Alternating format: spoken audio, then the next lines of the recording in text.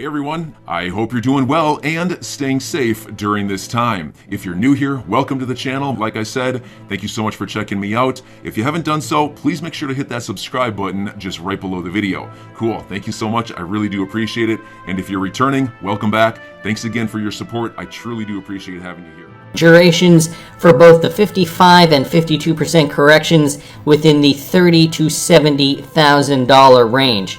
Interesting observation there by Alt BTC Cycles. So I'm going to keep going, guys, because more news is coming out. Opinions with regards to the XRP Ripple lawsuit. This is obviously going to have an effect eventually on XRP price, but also the rest of the cryptocurrency markets, especially in the United States. So first, just wanted to bring this up from Martin Volk here with regards to John Deaton's latest opinion on what is going on. So according to Crypto Law founder John Deaton, Judge Sarah Netburn's decision on the SEC motion for reconsideration might be the biggest motion for XRP in the Ripple case. The 63 emails comprising drafts and comments about Director Hinman's lecture on Ethereum not being a security are the subject of the reconsideration motion. And here was the latest tweet from John Deaton from just yesterday afternoon. Judge Netburn's decision on the motion for reconsideration will be the biggest decision in the Ripple case. I say that because I don't believe the motion to strike the fair notice defense is a significant one, because the judge isn't deciding whether Ripple had fair notice, but only whether it can argue it. So that is key. The SEC has previously filed a motion to reconsider on behalf of the plaintiff, contending that the Hinman speech, which had previously been referred to as his personal opinion, may now be referred to as public guidance. Many were surprised by the urgency U-turn, including Jeremy Hogan. So just to kind of shift gears a bit, Jeremy Hogan's position on this: the SEC is making a big blunder. So this reported by the Daily Hodl, and if I go down here, you can see just discussing some of the details of the Ripple versus SEC case. Details here about Director Hinman's opinion, which we all know about. And by saying that Hinman's comments about Ethereum could be relied upon as guidance, Jeremy Hogan says that the SEC is making a blunder by backtracking its previous arguments that Hinman's comments were his personal opinion. So here's what Jeremy Hogan essentially had to say. In litigation, he says, you have to have your strategy, your theory of the case, or the theory of the issue that you are arguing. That makes a lot of sense, doesn't it? And you have to stick with it. In a DUI, driving under the influence defense case, for example, your legal position may be that your guy had been drinking but was not impaired. If that is your position, you get your client straight on it and you do not waver. If he gets up on the stand and says, well, now what I think about it, I don't think I drank that night, you are screwed. So if you change your position, if you change your stance, essentially Jeremy Hogan is saying you are basically dead in the water. With the discovery phase of the lawsuit concluding in less than 2 weeks, Hogan says the SEC's last-minute decision to tweak its argument could prove to be very risky. And so this is exactly what the SEC is doing. They are completely backtracking. He says the entire argument completely backtracks on what the SEC has been saying for almost the last year. What does that mean for a legal strategy standpoint? Well, look at what the SEC has just done. It's not good because it opens up the possibility that the SEC could lose both its pawn and its bishop, just using a chess analogy there. The judge has already made a very strong determination that as far as she's concerned, the speech was Hinman's personal opinion. Now in this motion for reconsideration, it has given her more very similar documents to review and changed its position on the speech 180 degrees. And so if you want to catch Jeremy Hogan's video on that, it is linked in this Daily Hodl article. But I think we get the point, right? I mean, you can't just say one thing and then later on in the case state another opinion. Not only that, an opinion that is a complete 180 U-turn, as Jeremy Hogan puts it, to what you previously stated. The judge is going to see this as, my opinion, I mean, if I were the judge, I would see this as a wishy-washy stance, and then question the integrity of the SEC, question the integrity of their lawyers, if they're saying, oh no, it was this, and then later on saying, oh no, actually it wasn't that, it was this. So the judge does have a lot to consider. Wanted to thank Michael for bringing that up, and Martin Valk also just for bringing up this article. John Deaton also mentioning this. He tweeted this out early Sunday morning. Undisputed Facts Timeline Additions. In 2012, we got to remember, Perkins Coie, which was the same law firm that helped write Hinman's Ether Free Pass speech. Okay? They've been under the microscope. I've done videos about Perkins Coie and how they relate to the SEC, relate to the Ethereum Foundation, and I'll see if I can find one. I will link it up here in the top right-hand corner. There was that. They did help Hinman with the Ethereum Free Pass speech.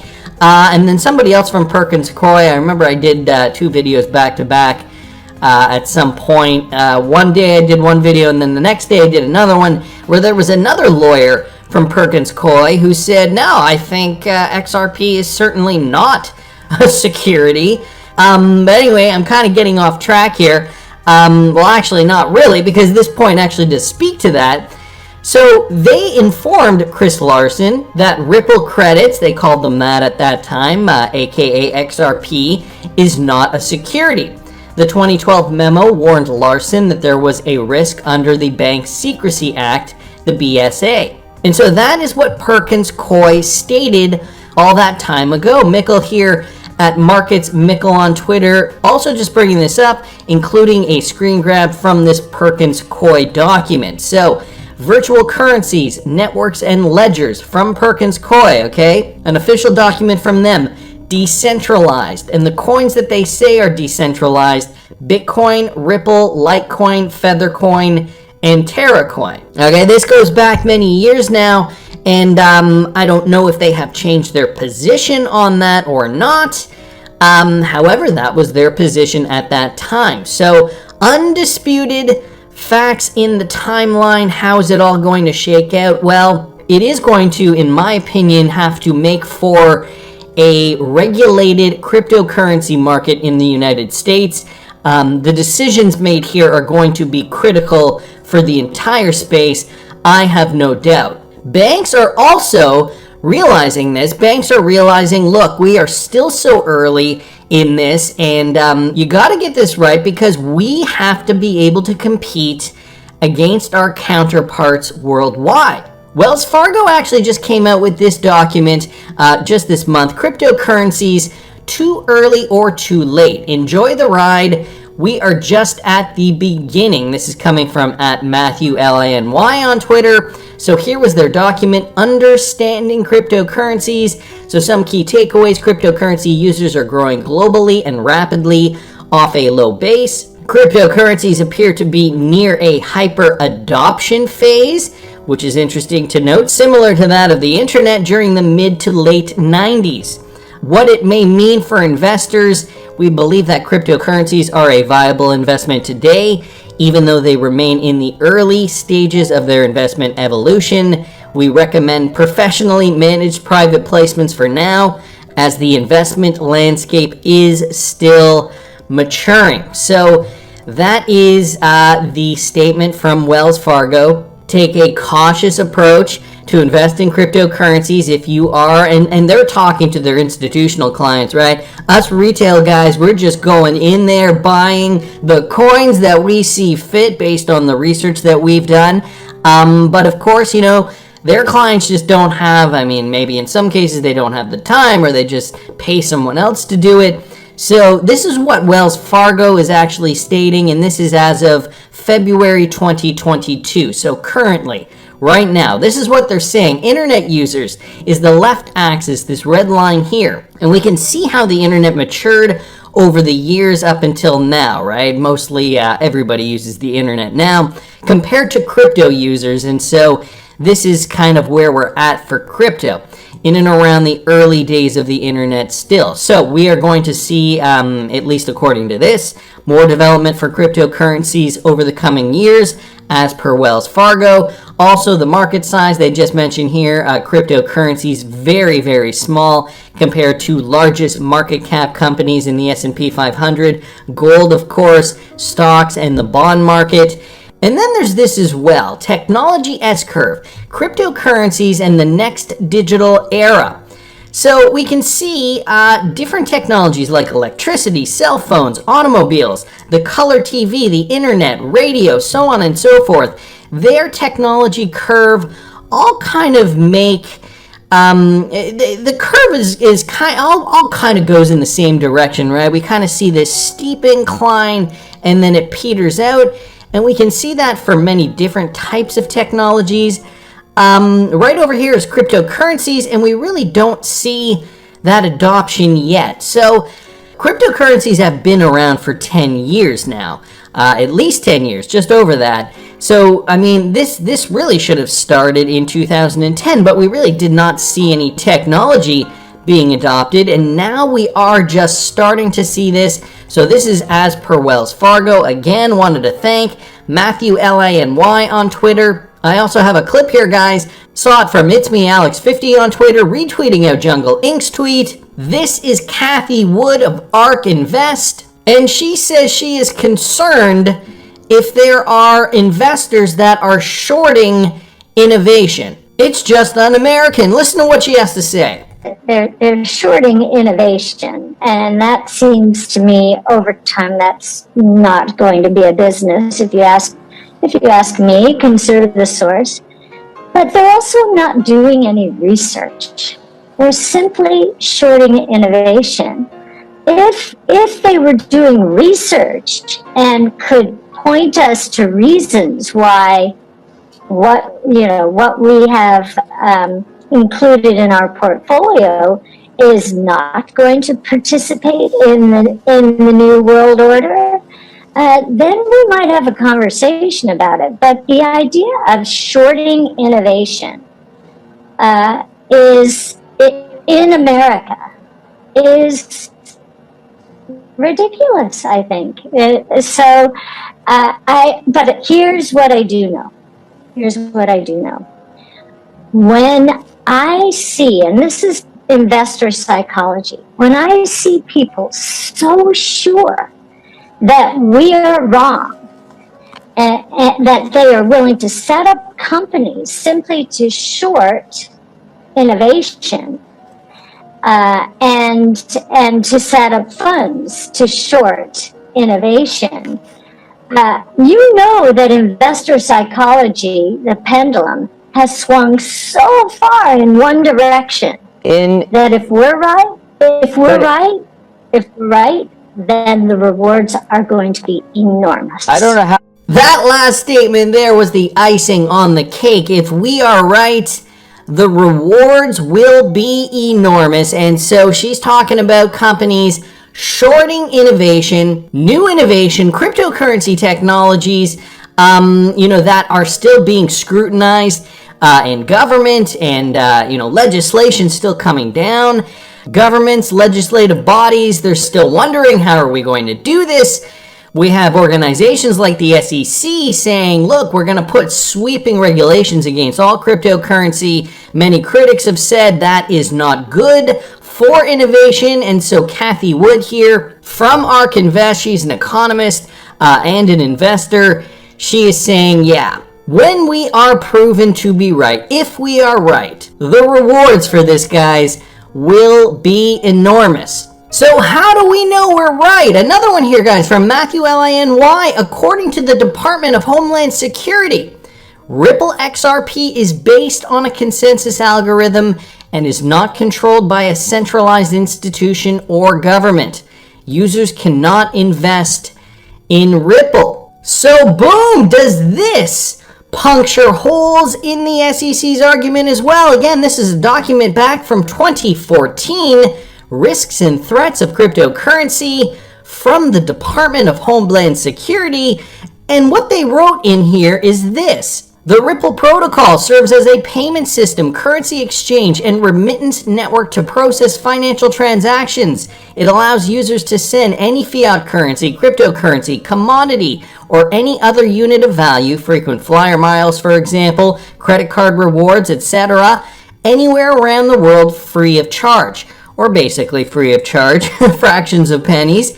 Like Bitcoin, Ripple XRP is based on a consensus algorithm and is not controlled by a centralized institution or government. So echoing that statement here from Perkins Coie way back in 2012, when they stated Ripple XRP certainly decentralized, not a security, users cannot invest in Ripple. Ripple also serves as a bridge currency, meaning it can convert currencies that otherwise are unable to transact together. As of July 2014, there were roughly 8.2 billion XRP in circulation. So we are also getting the answers, the facts from the Department of Homeland Security in the US. Not only that, guys, this statement from Pantera Capital CEO in 2018. Just echoing what Cathie Woods mentioned in this clip here. Dan Moorhead is the founder and CEO of Pantera Capital, an investment firm that focuses exclusively on Bitcoin, digital currencies, and companies utilizing blockchain technology. Prior to that, he was head of macro trading and CFO at Tiger Management and CMO trader at Goldman Sachs. Below, he argues that potential returns on cryptocurrencies justify the risks and that prices will be ultimately higher as existing markets are disrupted and institutional investors enter the space. He also says, my personal belief is that most of the largest blockchains today will survive. That doesn't mean that 90% of the altcoins and ICOs being used right now won't go to zero. I believe they will. But blockchains like Bitcoin, Ethereum, and Ripple will almost certainly still be very important in 10 to 20 years.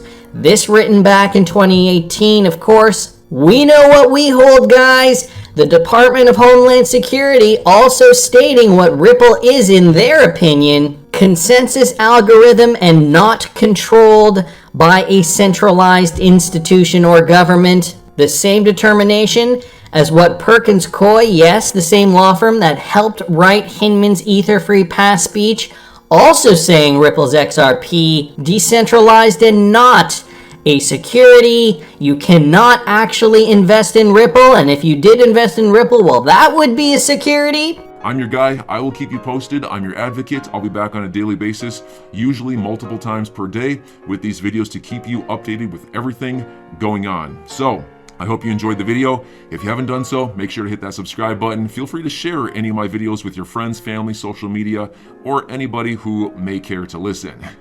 Thanks so much for your continued support. I'm always here for you. I want to help you through this time. So thank you so much for continuing to choose me.